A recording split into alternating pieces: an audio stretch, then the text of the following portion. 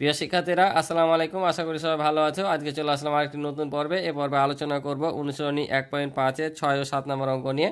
তো তোমরা শেষ পর্যন্ত দেখবা, আমি তোমাদেরকে সহজ করে বুঝিয়ে দেওয়ার চেষ্টা করবো ইনশাআল্লাহ। আর আমার চ্যানেলে নতুন হয়ে থাকলে চ্যানেলটি সাবস্ক্রাইব করে পাশে থাকবে এবং ভিডিও ভালো লাগলে অবশ্যই ভিডিও শেষে একটি লাইক করে দিবে। আর ইতিপূর্বে যারা আমার চ্যানেলটি সাবস্ক্রাইব করে রয়েছে তাদেরকে অসংখ্য ধন্যবাদ। তো চলো আমরা অঙ্কগুলো শুরু করি। তো প্রথমে 6 নম্বর অঙ্ক বলছে, দেখো জামাল সাহেব তার বাবার সম্পত্তির এত অংশের মালিক। তিনি তার সম্পত্তির এত অংশ 3 সন্তানকে সমানভাবে ভাগ করে দিলেন। প্রত্যেক সন্তানের সম্পত্তির অংশ বের করো। এখানে প্রত্যেক সন্তানের সম্পত্তির অংশ চেয়েছে। তো ভালো করে লক্ষ্য করো, জামাল সাহেব তার বাবার সম্পত্তির এত অংশের মালিক। এখন এই সম্পত্তিটা জামাল সাহেবের কাছে আছে। তার বাবার কাছ থেকে সে এত সম্পত্তি পেয়েছে, অর্থাৎ বাবার সম্পত্তি যাই থাকুক না কেন সে এই অংশটা পেয়েছে। এখন এই অংশ থেকে তিনি আবার কি করছে, তার 3 সন্তানকে এই অংশটা দিচ্ছে, অর্থাৎ 6 ভাগের 5 ভাগ তার 3 সন্তানকে দিচ্ছে। তাহলে জামাল সাহেব তার সম্পত্তির এত অংশের মালিক, আর এই সম্পত্তি থেকে এত অংশ থেকে তার 3 সন্তানকে এত অংশ সম্পত্তি দিচ্ছে। তাহলে সে 3 সন্তানকে এত অংশ দিচ্ছে। এখন বলছে প্রত্যেক সন্তানের সম্পত্তির অংশ কত। তাহলে প্রথমে আমাদের কি করতে হবে বলো তো। এখানে কিন্তু তোমাদের সরাসরি বলেনি যে তিনি তার সম্পত্তি থেকে এত অংশ দিচ্ছেন, সম্পত্তি থেকে বলেনি। কিন্তু যদি থেকে বলতো তাহলে এটা থেকে এটা আমরা বিয়োগ করতাম, ঠিক আছে। যদি বলতো এমন যে তার এত অংশ সম্পত্তির মালিক, তিনি তার সম্পত্তি থেকে এত অংশ দিলেন, থেকে কথাটা যদি থাকে তাহলে এটা কিন্তু বিয়োগ করতে হতো। এখন কি করতে হবে তাহলে বলো তো। এটা বিয়োগ না, এটা এখন আমাদের গুণ করতে হবে। কারণ বলেছে তিনি তার সম্পত্তির, তীর মানে এর কথাটা আসছে, বুঝতে পারছ। আর আমরা এর মানে কি জানি, গুণ। তাই যখন থেকে বলবে তখন বিয়োগ, আর যদি এর বলে তাহলে কি করবা, গুণ করবা। অর্থাৎ এ অংশটার সাথে এ অংশটা গুণ করতে হবে, অথবা এর কথাটা লিখতে পারো, ঠিক আছে। তো চলো আমরা করে দিই। তাহলে দেখো এটা লিখে নিলাম যে জামাল সাহেবের মোট সম্পত্তি এত অংশ, এটা বইয়ে দেওয়া আছে। এখন বলছে 3 সন্তানকে 5/4 অংশ, অথবা 6 ভাগের 5 অংশ 3 সন্তানকে দিয়েছে। তাহলে 3 সন্তান কত পেয়েছে আগে আমরা সেটা বের করব। তারপরে তখন কি বের করব, এক সন্তানের বের করব, ঠিক আছে। তাহলে আমরা লিখব যে 3 সন্তান পায় সম্পত্তির, তাহলে কি লিখব, এই সম্পত্তিটার এত এর, তাহলে 5/6 অংশ।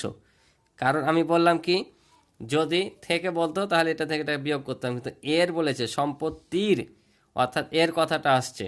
এর যখন আসবে তখন আমরা এর করব, অথবা তোমরা যদি এখানে সরাসরি গুণ দিতা তা ভুল হতো না, তবে এরটাই দিবা। এখন আমরা কাটাকাটি করব। কাটাকাটি করলে কাটাকাটি করবো, না হলে নিজ নিজ গুণ ওপর ওপর গুণ করে দেবো। এখানে দেখতে পাচ্ছি আমরা যে কিছু সংখ্যা কাটাকাটি যাচ্ছে না, তাহলে নিচে নিচে গুণ করে দেবো, ওপর ওপর গুণ করে দেবো। কারণ আমরা জানি যে এর মানে হচ্ছে গুণের কাজ হয়, আর গুণ মানে কাটাকাটি। কাটাকাটি যেহেতু হয় না তাহলে ওপর ওপর গুণ করে দিই। 5 7 35, আর নিচে হবে 6 8 48 8, হাতে থাকে 4, 6 কে 6, আর 4 হচ্ছে 10, 108।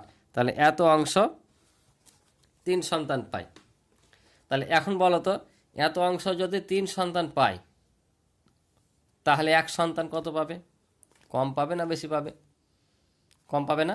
আর কম পেলে কি করতে হয়, ভাগ করতে হয়। তাহলে 3 সন্তান পায় এত অংশ, তাহলে এক সন্তান পাই, তাহলে আমাকে কি করতে হবে, এটাকে 3 দিয়ে ভাগ করতে হবে। তাহলে আমরা লিখি যে অতএব প্রত্যেক সন্তান পাবে।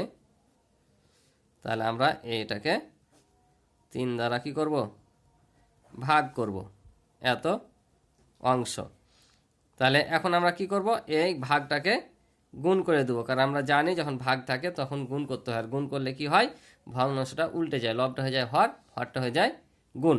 তাহলে এটা তো লব, আর নিচে কত আছে, 1 আছে হর, তাহলে এখন এই হর 1 উপরে চলে যাবে আর লবটা নিচে আসবে।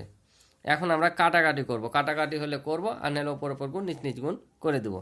তো আমরা এখানে দেখতে পাচ্ছি যে কাটাকাটি হয় না, কারণ 35কে 3 দ্বারা ভাগ করা যায় না। আর এটা তো 1 আছে, এটাই থাকবে, তাহলে উপরে থাকবে কি 35ই থাকবে, আর নিচে এটার সাথে এটা আমরা গুণ করে দেবো। কারণ আমরা জানি যে কাটাকাটি যখন না হয় ওপর ওপর গুণ নিচ নিচ গুণ হয়, ঠিক আছে।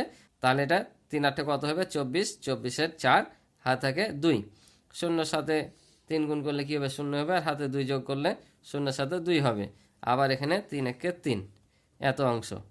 তাহলে আমরা দেখতে পাচ্ছি যে 3 সন্তান কত পাচ্ছে 35/324, অর্থাৎ 324 ভাগের 35 ভাগ। এটা হচ্ছে আমাদের উত্তর।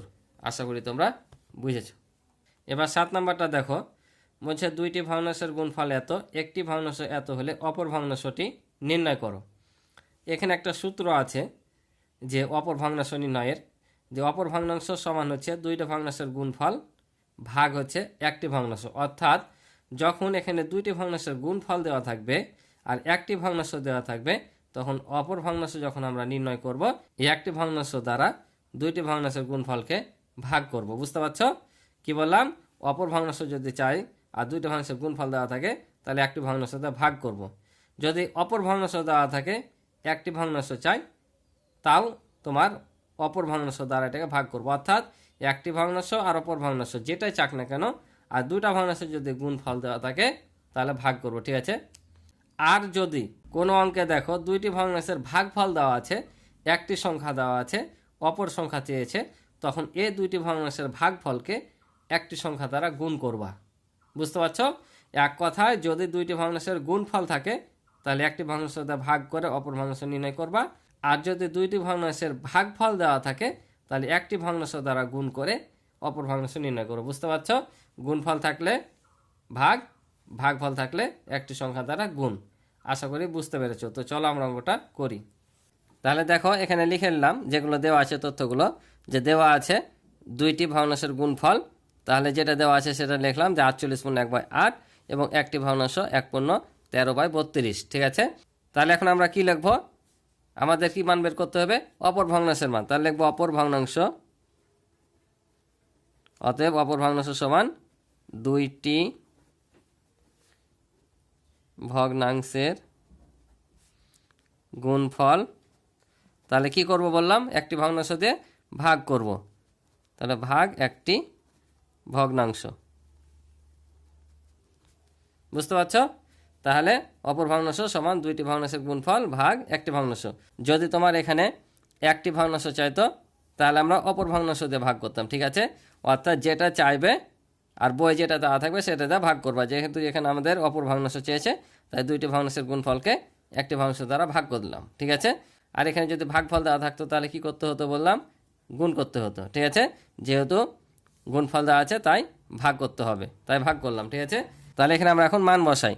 তাহলে এই মানগুলো আমরা বসিয়ে দিই যা যা দেওয়া আছে, যে 2টি ভগ্নাংশের গুণফল সমান এত, ভাগ হচ্ছে একটি ভগ্নাংশ 1/13/32। তাহলে আমাদের এখন কাজ কী হবে?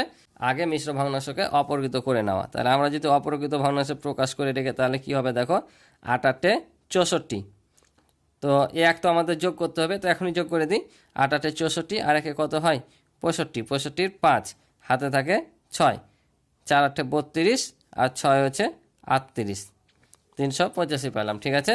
ভাগ আছে, ভাগ দিলাম, নিচে 32 হয় 32, তাহলে 32 একে 32, 32-এর সাথে যদি আমরা 13 যোগ করি তাহলে কত হবে 45। এখন এই যে ভাগ আছে, ভাগটা কী করবো? গুণ করবো। আর গুণ করলে কি হবে? উল্টে যাবে। সব সময় উল্টা ভাগ তোমরা কোনটা? এ পাশেরটা, ঠিক আছে। তাহলে এখন লবটা চলে যাবে হরের জায়গায়, হরটা চলে আসবে লবের জায়গায়, ঠিক আছে। এখন কাটাকাটি করব আমরা। তো কাটাকাটি যদি করি, 8 একে 8 আর 4 8 হয় 32।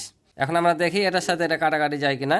তো আমরা জানি কোনো সংখ্যার শেষে 5 থাকলে একক স্থানীয় অঙ্কে 5 দিয়ে কাটাকাটি হয়। এটাকে 5 দিয়ে ভাগ করলে 5 নাম 45। এটা যদি 5 দিয়ে ভাগ করি তাহলে কত হবে দেখো, এখানে 2 ঘর নিই, তাহলে 5 7 35, 38 থেকে 35 বাদ দিলে হয় 3, আবারও 5 7 35, তার মানে 77 পাচ্ছি। এখন আমরা কি করব? আর কাটাকাটি যায় না, ওপর ওপর গুণ, নিচে নিচে গুণ করে দেবো। তাহলে নিচে আছে কত? শুধু 9, আর উপরে যদি গুণ করি 4 7 28-এর 8 হাতে থাকে 2, 4 7 28 আর 2 হচ্ছে 30। এখন দেখো এটাকে আমরা কি করে দেবো? যেহেতু অপরকৃত ভগ্নাংশ, এটাকে মিশ্র করে দেবো।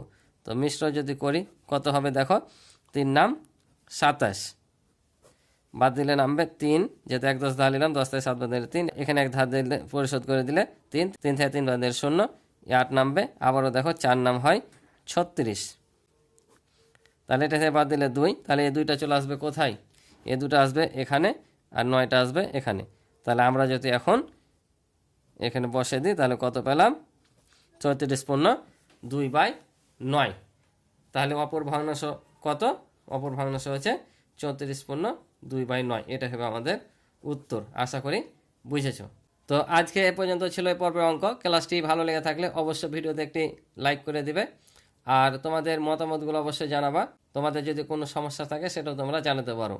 আর পূর্বের অনুসরণের ভিডিওগুলো যদি তোমরা দেখতে চাও, আমার এই ভিডিও ডিসক্রিপশনে লিঙ্ক দেওয়া থাকবে, অথবা আমার চ্যানেলের প্লেলিস্টে গিয়েও সরাসরি তোমরা দেখে নিতে পারো। তো আজকে পর্যন্ত ভালো থাকো, সুস্থ থাকো, দেখা হবে পরবর্তী পর্বে।